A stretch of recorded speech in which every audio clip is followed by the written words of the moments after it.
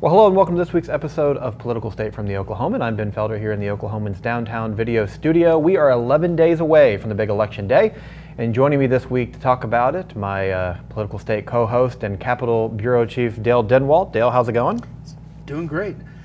Working on a couple of campaign stories and trying to get the information out about what's happening in northwestern Oklahoma City, in that general metro area, and how that could shake out for the Democrats hoping to pick up a couple of Republican seats. Yeah, a lot of things up for grab there. We're going to get into that today.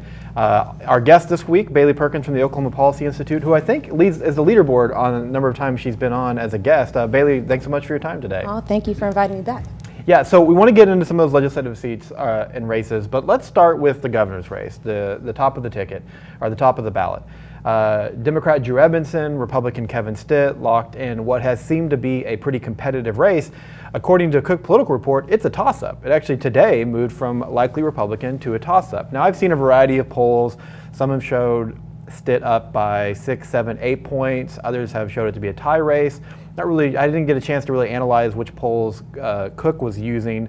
And you know, a lot of statewide races in Oklahoma break real late. So it did seem to be pretty close last week and tied. We saw some this week that moved it a little bit maybe for an advantage for Stitt. But either way, this is a competitive race. Probably shocking to a lot of people outside of Oklahoma. And let's be honest, a year ago would have been shocking to us. We've been living this competitive race for several weeks, so we're used to it. But Edmondson is making a real push for the governor's office. And let's talk about him and what he needs, because he is the underdog, you know? I mean, this is a Republican state. Republicans hold every statewide office, the trifecta of state government. So he's the underdog until that changes. Stitt's going to do well in the rural areas. We know that. Edmondson's going to do well in the urban areas. It seems like those suburban areas, that northwest Oklahoma City quadrant that you kind of talked about, might be where he can make up some ground. I've actually spent the last couple of days talking to some women voters, female voters in the Oklahoma City suburbs who are registered Republicans. They're voting Republican mostly across their ballot, except for Edmondson. They say the number one reason is schools. How big is education this year, Bailey? And is it big enough where we are going to see maybe some moderate Republicans consider Edmondson? I think education is certainly the top button issue for this election season. A lot of folks were wondering whether or not the impact of the teacher walkout would last beyond just what happened in April and May. But we're seeing from what happened in the primary election with many incumbents being unseated, and that in the runoff as well, to the number of teachers running, that teachers are really pushing the conversation on education this election cycle. I'm also hearing at different candidate forums, and many Republican candidates are saying that education is the number one issue. We have to talk about where we move forward on funding even after the teacher pay raise last session. And so because of the pressure that's been added to the legislature after the walkout, I think education will continue to be a top issue this election cycle and will help sway voters to make this a tight race. Yeah, you know, those tax increases that funded the teacher pay raise, a dozen lawmakers who voted against it have been beat, and their incumbents have been beat in their primary re-election bids. Is that voters punishing them for their decision, or is that voters, you think, still saying more needs to be done? We don't trust that they're going to be able to deliver next year too. I mean, do you think voters still have an appetite for more taxes to go towards things like education? I think the discussion is really going to pivot toward accountability in the new legislative session, at least. And I think you know, if it's going to be Kevin Stitt, that's going to be his topic. He's not going to call for any additional taxes. Drew Edmondson is going to try to instigate a fight in the legislature, I think. A fight, it may be too strong a word, but at least a discussion among lawmakers when he calls, when you know, if he gets elected and he stands before the legislature and says, we need more education funding and we need to do it by raising taxes.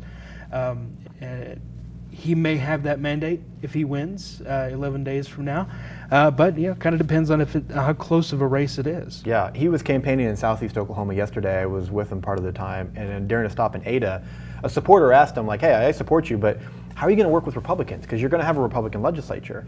Now, Edmondson pointed to the fact that, hey, some of those people who stood in the way of the tax increases, they were voted out of office. And the rest of the legislature, more moderate maybe, they approved the tax increases. So he kind of used it as a way of saying they may be inclined to do it again. I feel like Republican leaders will tell you, yes, we approved it last year, that's why we're not going to do it again. I mean, where do you feel like, what kind of mandate would Edmondson be able to bring Bailey into the Capitol if he were to win and pull up what would be a pretty big upset? I think that is a really good question, and we'll have to see after November 6th and going into the legislative session of what happens. But I think it is an opportunity for whoever wins to continue building on the progress that was made last legislative session, because there will be additional dollars available to put into either education or healthcare or wherever the legislature sees fit. And so it will really depend on whoever wins and where they decide to put resources. Yeah. And in talking to legislative candidates around the state, not just in the Oklahoma City area, there is a real difference to what the top issues are.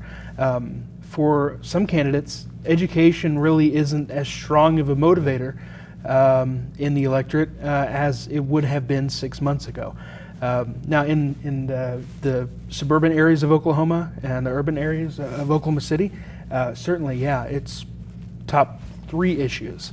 But the further out you go, the more rural areas tend to be more about healthcare. Yes. And even criminal justice and corrections.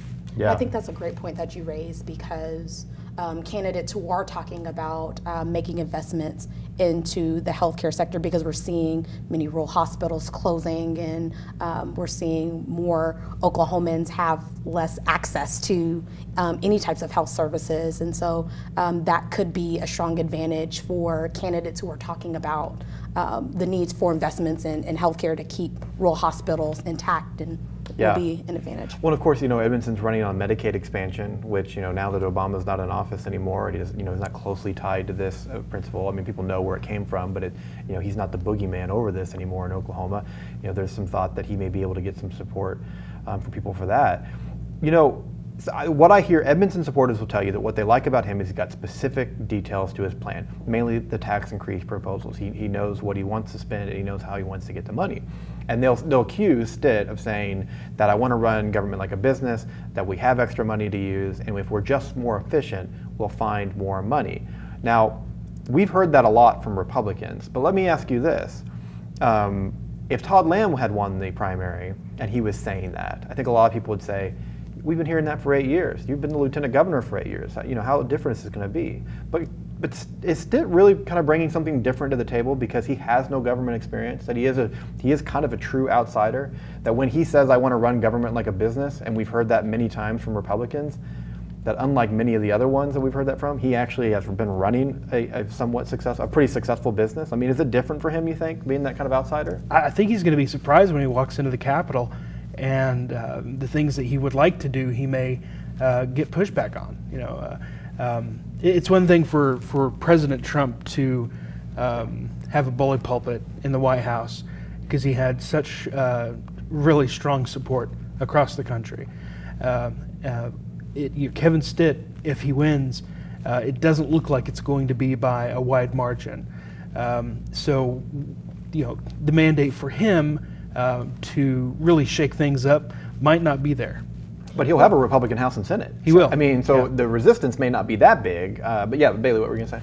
Well, and that is clearly not the narrative that's moving voters in this election season, because it is a consistent talking point that is used during election cycles of building accountability and finding efficiencies and things until the realities of what it takes to govern and what our state agencies need just to operate is learned by those who get into the position. And so I think there will be a level of learning and growing once whoever is elected into that position will see what's needed for governance, and we'll have to adjust accordingly. But I don't think that the voters this election cycle are telling us that cuts are needed and different things. They're telling us that we need important investments in things like healthcare. We need important investments into education, and there's some next steps that we need to take to have this road of recovery and build from what we did last session. Well, and I think, and it's an interesting point. I think, I talked about spending some time in suburban Oklahoma City and talking to voters out there. Some registered Republicans who are going to vote for Edmondson. who told me that they were still not really that big on more taxes, especially on gross production tax. A lot of them I talked to, almost everyone I talked to, had some connection to oil and gas, whether they worked there, a spouse worked there, or whatever, and said, I'm not sure that Edmondson's right on the gross production tax. So my follow-up question would be, well, why are you supporting him? I mean, this is a central part of his platform. And there seemed to be an acknowledgement that maybe he won't get that done. And they said, I don't know that he'll get that part done, and maybe he'll kind of awaken, when he gets in there. But that something has to get done. That some additional revenue has to be found. And that's really at the core of this political transition that we've seen in Oklahoma over the last 5 years, right? And we've gone from leaders telling us that it is a spending problem 90% of the way to now everyone's almost admitting that it's a revenue problem in some form. Stitt doesn't want to raise taxes, but he'll even say, we're not spending the money wisely, it's not flowing in the right way. But that's been a huge shift over the last few years, right? And whether you're Republican or Democrat, I think everyone is tired of being last in everything that's good and first in everything that's bad. And so I think there is a built awareness in this election cycle that if we want to change outcomes in Oklahoma, then it's going to take some needed investments. Yeah. And I'll tell you, Ben, people right now are so in tune with what's going on. The knowledge that voters have and the attention that they're paying to what's going on now, they're not going to be very forgiving if the legislature, the next governor, mucks this up. If we get 2 to 4 years from now and things are bad in the voters' eyes, they'll kick everybody out again because they'll remember why they sent them to the Capitol in the first place. Yeah, I mean, I think that's a great point, and the voter engagement level seems to be increased. That's why I'm always interested about polls when you're in an election where you expect turnout to be higher. I mean, pollsters take that into account. They ask who they're talking to, are you a likely voter, and ask them other questions to determine that. But you can't get your arms completely around, a higher turnout election because people are going to come that you're maybe not expecting. And that's what makes me think it's going to be really interesting to see what happens in the suburbs. What happens in northwest Oklahoma City? Let's talk about that for a moment. Dale, you said you're looking at some races there.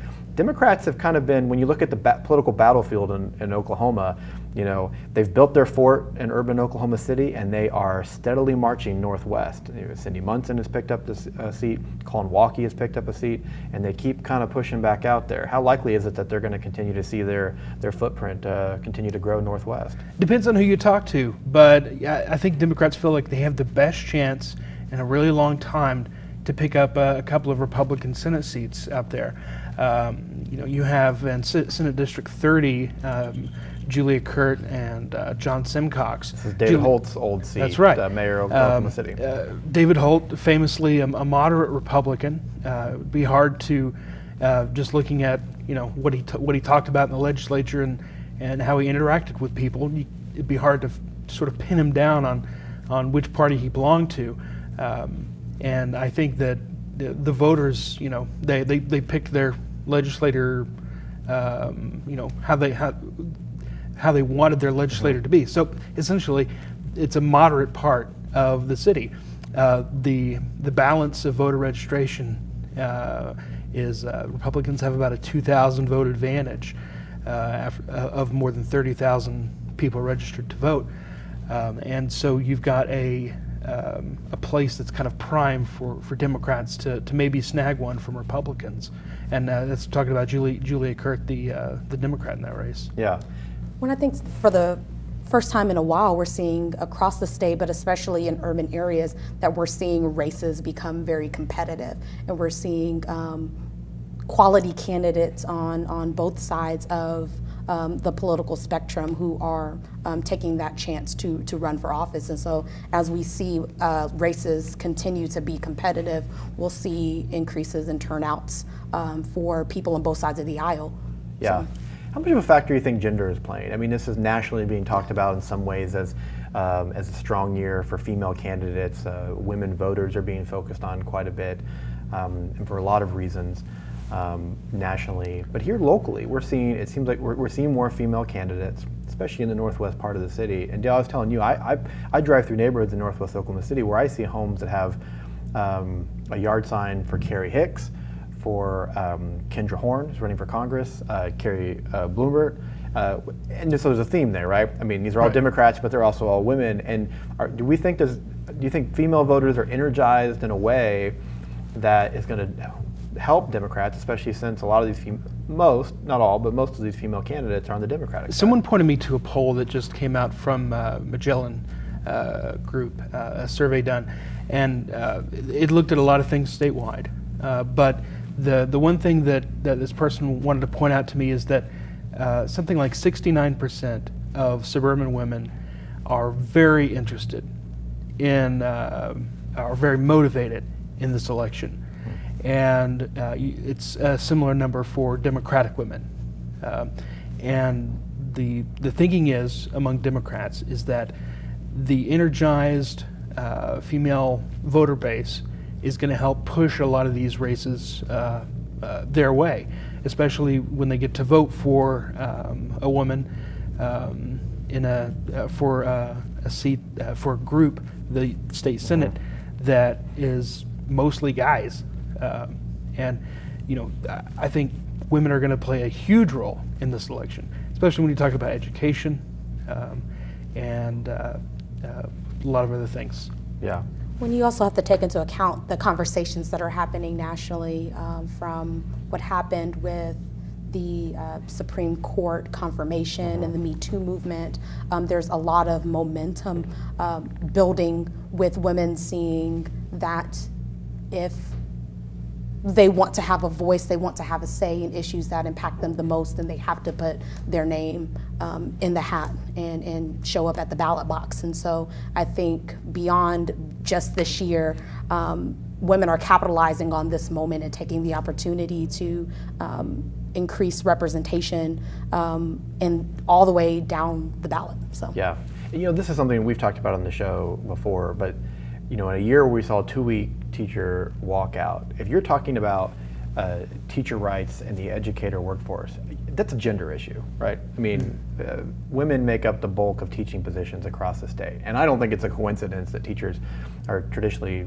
you know, have some of the lowest pay amongst other similar fields, and it's dominated by women. I don't think it's a coincidence. And so I also think that when you see, you know, that 2-week walkout, you see the educators that are running, and you're seeing plenty of guy educators running as well. But that's a gender issue too, that maybe doesn't necessarily fall under the banner of women's rights. But I feel like, and not even subconsciously, I think you know, parents and mothers are aware of this. But I feel like that's kind of energized a little bit of when it comes to female voters and female candidates. I don't know, you feel like I'm off on that? No, I think you're spot on, especially when we look at participating in the walkout. You saw a lot of women, you saw a lot of mothers. When you look at healthcare, women are disproportionately impacted by the negative outcomes. And so whatever the issue is, all these issues are women's issues, and they're all creating that perfect storm of empowering women to now take their place in this election cycle. I think another thing that needs to be pointed out for Democrats, if they are going to have some success, especially here in the urban areas, and pick up a few seats, and that would be pretty big. You know, one thing is we're seeing is they're also putting together professional campaigns, and we didn't see that several years ago. I mean, part of the reason why Democrats were losing, not just because of the political shift underway, but sometimes there weren't Democratic candidates, and the ones that were kind of sacrificial lambs. But some of the candidates you're talking about, and you take a look about Julia Curd and Carrie Hicks, I mean, they've been running for over a year. They have well-funded campaigns. They have professional campaigns. A lot of them will tell you that they're drawing their playbook from Cindy Munson, and Republicans and Democrats will tell you often to me that they feel like Cindy Munson's one of the hardest working campaigners, and I don't mean that as a criticism, just the hardest working campaigner that there is. And so I think one thing that has to be realized is that Democrats have kind of put together a field of candidates that can make a race competitive. Right, and I was talking to Mark Falk, the Democratic chair of Oklahoma County. He said this is the first time that he can remember that Democrats have challenged every district in the county, and I think a lot of it has to do with the frustration that voters feel. You know, in the past, if a race was going to be, say, too hard for a Democrat to even place 20% in, or 40%, then you wouldn't get a good candidate willing to run for that seat. And I think the people who would be interested in this, they saw what was going on and realized that, you know, if I'm going to have a chance to have a successful run, now's the time. And that's where you're seeing a lot of these sort of top-tier candidates getting in the race who are able to raise money, have the stamina to get out and knock doors every day, and present a coherent message for the voters in their district. Yeah. Well, I think what Cindy's race taught many candidates is that you can't assume because somebody has a letter behind their name that there's going to be areas of disagreement, and it's really taking the opportunity to talk with people about the values that matter most to them. And there are many values that are Oklahoma values that aren't exclusive to political parties. And so more candidates showing up on the doors and engaging candidates and talking with them about the things that matter most to them. Because I agree with you, Dale, that a lot of voters feel frustrated because they see things not getting done at the state capitol, and they want to see someone who's willing to work on the other side of the aisle to get things done on behalf of Oklahomans to move us forward. And so I think that's a productive thing that came out of Cindy's race, that's inspiring other candidates on both sides of the aisle. Well, she got, and some of her critics would say, like, well, she's, you know, you can't really see Democrat on a lot of her campaign material. You know, she doesn't have a dominant color except for green. You know, I don't know what party she's running for. But that was kind of the point, right? And not necessarily to be deceptive, but you're right. We are in this era, especially in Northwest Oklahoma City, where it is more purple. You know, I think voters are not wanting to necessarily see a candidate that's just waving the party banner. And you know, that's a moderate district, and you got to play to that district. And we're seeing that from some of the other candidates in Northwest, that they are, you know, I haven't seen any that are ashamed to be a Democrat by any means, right, but they're not necessarily running as part of a Democratic takeover. You know, they're running as kind of a left of center candidate. You know, thinking too about, you know, when you think about Munson and how she got the seat. So she originally ran against, I don't have my notes in front of me, so it's dangerous, but David Danks was the representative. She challenged, popular Republican. His wife held the seat before he did. I mean, the Danks had this seat for forever. And she came really close to beating him. And she came close, which was really surprising. He passed away within a year, I believe was right. And all of a sudden she was, and not that, you know, you don't plan on your opponent, you know, passing away, but all of a sudden she was the one that had the name recognition. She was the one that had the ground game put into effect. And the Republicans that tried to keep the seat, they were newcomers. So putting yourself in a position to win is kind of the first step. She did that. Democrats seem to be doing that this year. But let's pull back the reins a little bit here. We don't know who's gonna win the governor's election. Well, let's assume that it's Stitt. If it is, Republicans are likely to win every other statewide seat. They're gonna keep control of the House and Senate by pretty wide margins. So what will be the storyline on election night if Stitt wins? Republicans are still gonna be in control, maybe with a more moderate breed in some areas, but what can we expect now over the next couple of years? That's the headline. What do we expect? You know, we have a third of the legislature turning over, either from candidates losing their seats outright or resigning to seek greener pastures. And the big question is for reporters, for people who work in policy, for lobbyists, and everyone else in the state of Oklahoma is, who are these people? What kind of legislature is this going to be? It's kind of a really defining point, I think, in Oklahoma's history, not just our political history, but our history as a state. When you have so much turnover when it comes to how the state is run. And I think the next 6 months, 6 to 8 months, as we decide what kind of laws we're going to introduce and adopt, it's going to be really. It could be a turning point. It could be more of the same, or it could be a real turning point in how the state operates. Yeah, and that's the big question. Nobody knows. Yeah, you're right. And Democrat Representative Jason Dunnington, Republican Senator Adam Pugh have started this nonprofit. They helped coordinate the student-led gubernatorial debate we saw a couple weeks ago, and they both are kind of talking about the fact that, you know, we come from different parties, but we're really close friends, and we kind of hope to want to model that, you know, mutual respect and focusing on the things that we agree and not so much things we disagree about. I remember thinking, like, yeah, but you know, these are two young guys. I mean, I think Dunnington was elected 4 years ago. Pugh was elected 2 years ago. But then I thought, you know, but come January, they're going to be senior members. They're going to be, yeah. I mean, and so this kind of freshman caucus, or, you know, young caucus, or whatever you want to call it, that we've been talking about the last few years, you're right, they're going to be senior members. It's going to be interesting to see how that shapes the tone. I definitely agree, because what happens in November is going to decide what direction the state is going to move in with. Having fewer members with that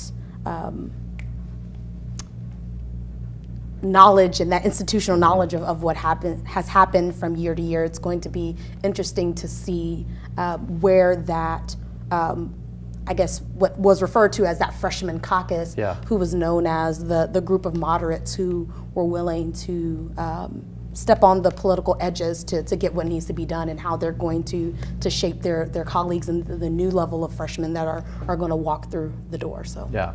And there'll be an institutional knowledge gap. Yes. It'll be interesting to see how they fill that. Yes. Sometimes we talk about that being a bad thing, impressionable freshmen that can be swayed by senior members or lobbyists. I wonder if it's going to be such a big group, though. Maybe there's a little bit of power in those numbers. And there's going to be an expectation, since Republicans have been in control of the House, the Senate, and the governor's seat, even over the past 6 to 8 years, of what happens from here. Yeah. Especially with a lot of the progress that was made in terms of passing a revenue increase for the first time in the next 30 years. Like, what are the next steps, and where do we go with either making those investments, or what policy decisions will be made now that if Republicans were to keep control, what does that mean for the next 4 to 8 years? Yeah, and that's a great point. I mean, one way or another, when we look back at this election year, it's going to be a change year. From the outside looking in, that may seem laughable, because you're right, Republicans may continue to control, the trifecta of power in every statewide position. But even if Stitt wins and the Republicans hold on to the mansion, he's running as a change agent and has, set a hard bar for change and efficiency. I mean, he hasn't shied away from that. So I think voters, if he does get elected, are going to want to hold him accountable to that. And then we've seen a lot of new Republican members come in that seem to be a little bit more moderate on many issues through the incumbent. So one way or another, it's a change election. We just have to wait and see who's at the top of the state capitol. The final point I want to make and get your thoughts on as we wrap up this episode is, I think there's so much talk about the national election right now, and these competitive Senate seats and House seats, and Trump is this umbrella over everything.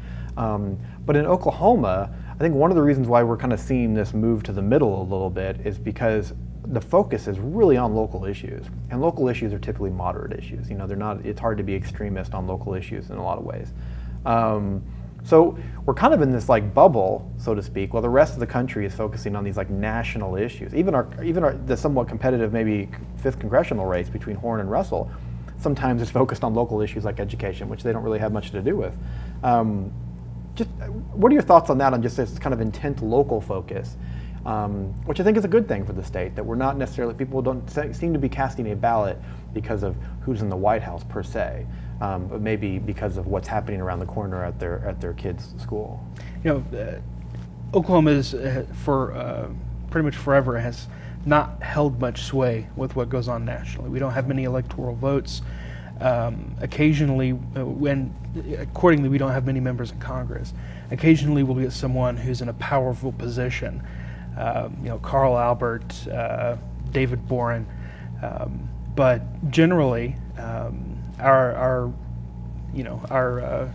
Congress persons are fairly quiet, so to speak, and I think it probably makes sense that instead of Oklahoma voters focusing on hoping to get something out of national politics, or national politics to turn its eye toward the state, to really focus on what matters here at home. Yeah. Well, and I think with post-teacher walkout, I mean, all eyes were on Oklahoma from not just at our state level, but even internationally. And so I think a lot of conversation was driven towards what was happening here at home in a time that it wasn't happening in years past, where but there's a lot of national coverage of what's going on, in Congress or in DC, but we had a lot of attention last session about what was happening here at home. And I think when you make that connection for the voters of how a policy decision affects their day-to-day lives, that gives them that motivation to want to turn out to participate in their government and to make changes that we saw in the primary election and in this past runoff election.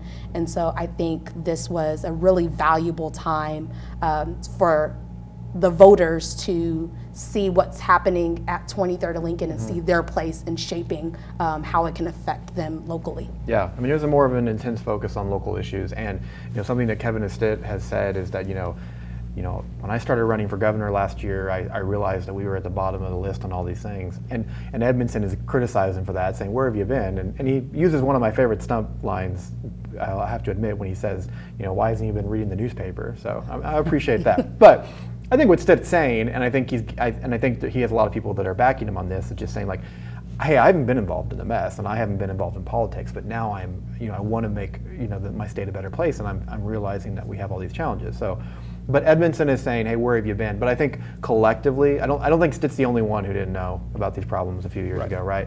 There are things that sometimes in our bubble we write about so often.